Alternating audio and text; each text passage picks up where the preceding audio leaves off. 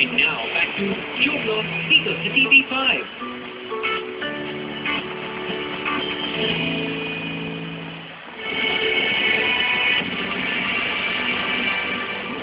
Mula telenovela, pagkain, musika at maging sa fashion.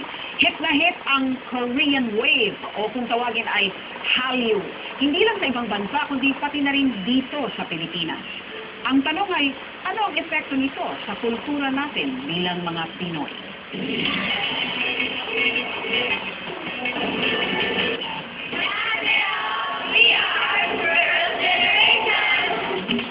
Sa unang sulyap, aakalain mo mga Koreano ang mga kabataang ito.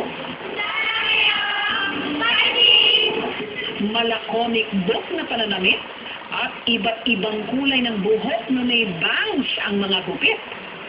Aba, mga kabataang Pinoy pala ang mga ito. Nagayang-gaya ang hinahangaan nilang K-pop o Korean pop artists. Ngunit hindi lamang estilo ang kinahuhumalingan ngayon ng mga kabataang Pinoy, pati pagkain at pati mga libangan. Korean invasion, ika nga. Nagsimula itong sumikat noong dekada 90 sa bansang kilala sa maaanghang na pagkain, kimchi. Patuloy pang lumalaganap ito sa buong mundo sa tulong na rin ng makabagong teknolohiya kagaya ng YouTube sa internet.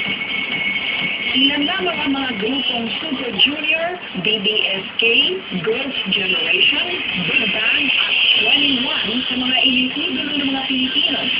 Sino ba naman ang hindi napaindak sa kanta ng K-pop girl group na Wonder Girls noong 2008 na Nobody?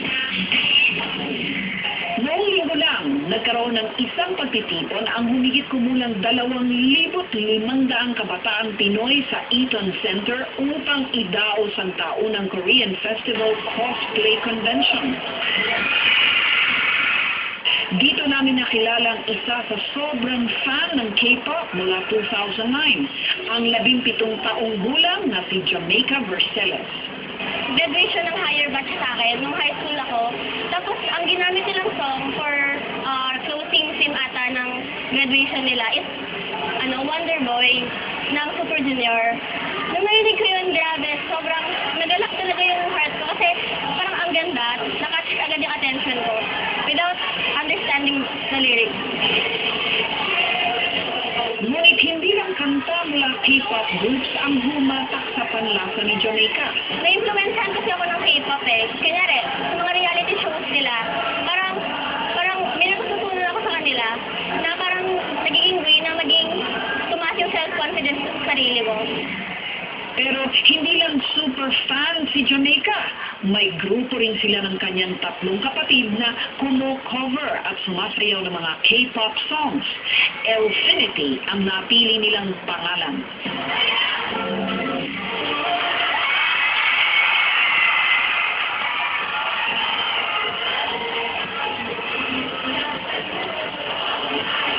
Sa dance showdown ng K-pop convention na aming pinuntahan noong linggo, sila ang tinanghal na kampyon sa kategorya ng mga babae. Ang mga sayaw nating tinikling at singkil, napalitan na ng mga swabing galaw mula sa mga grupo ng K-pop. Isang palaisipan kung bakit ibang kultura na ang pinag-iinteresan ng mga kabataang Pinoy ngayon.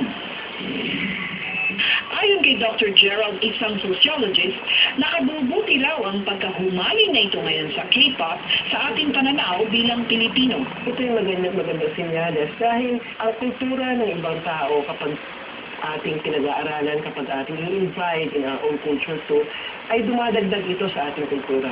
Yung richness ng Filipino culture is also expanding. Hindi naman nawawala ang ating pagiging Pilipino. Sa pagkapanalo ni Jamaica at ang kanyang grupo na Elfinity, lalong nabuo ang kanilang pangarap na makapunta sa Korea. Ngunit kung sa kanila ay hanggang panaginip pa lang ito, iba naman si Carla Carrion. 안녕하세요. I Hi, Carla! Ang 17 taong gulang na si Carla ang kumatawan sa Pilipinas sa nakaraang K-pop Star Festival noong Disyembre sa Seoul, South Korea. Nalaman na lang ni Carla na isinali na pala siya ng kanyang ina sa paligsahan. Yung audition po niya, online. So, mag-upload ka ng video mo, tapos i-email mo sa mismong Korean Cultural Center. Tapos, i-judge po nila yun. Ito rin daw ang first time niyang makatungtong sa bansang Korea.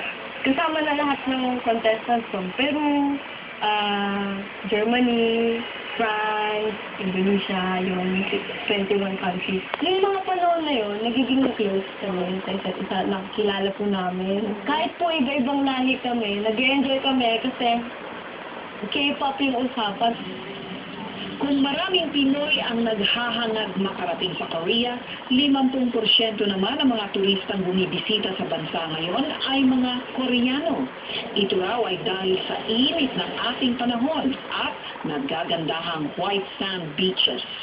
Pero hindi lang mga turistang Koreano ang nagsisipuntahan dito. Ayon sa tala ng immigration, may humigit kumulang 11,600 estudyanteng Koreano ang nasa bansa para mag-aral ng wikang English.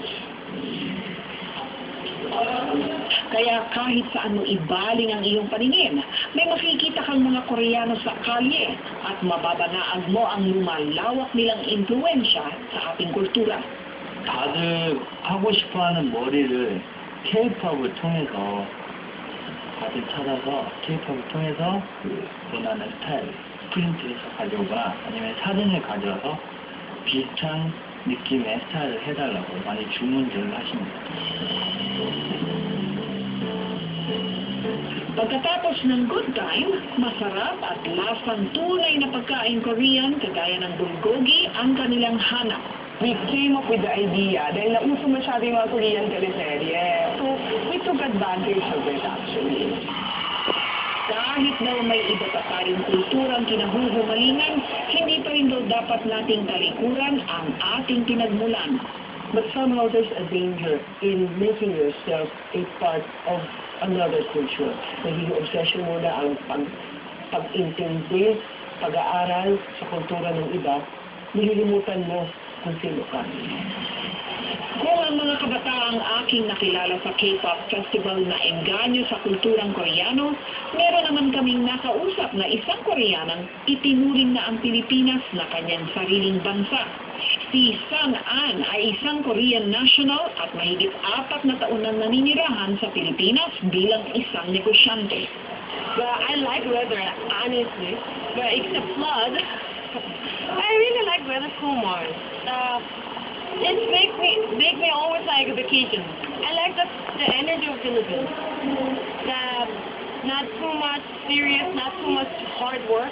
At least the people really how to enjoy their life. That's the most important thing. I really decided to live here. Talaga namang hindi na mapipigilan ang pag-usbong ng kulturang Koreano sa ating bansa. Para sa mga taghanga ng K-pop, kagaya ni na Jamaica, patuloy nilang papalaganapin pa ang mga sayaw at kanta ng kanilang mga idolo. As long as binibigyan pa rin ako ng joy nito at hindi nagbabago yung pagmamahal ko, siyempre mamahalin ko pa rin sila hanggat kaya ko talaga. Pero kahit daw sila ay nakikiuso, hindi naman daw nila kinakalimutan ang kanilang pagiging mga Pilipino. Sa ating modernong panahon, sadyang napakahirap ang magpakatao. Pero ang mas malaking hamon ay kung papaanong maging isang mabuting tao. Magandang gabi po sa inyong lahat. Hanggang sa susunod na Martes, ako po si Lucy Cruz Valdez, ang inyong Giorno.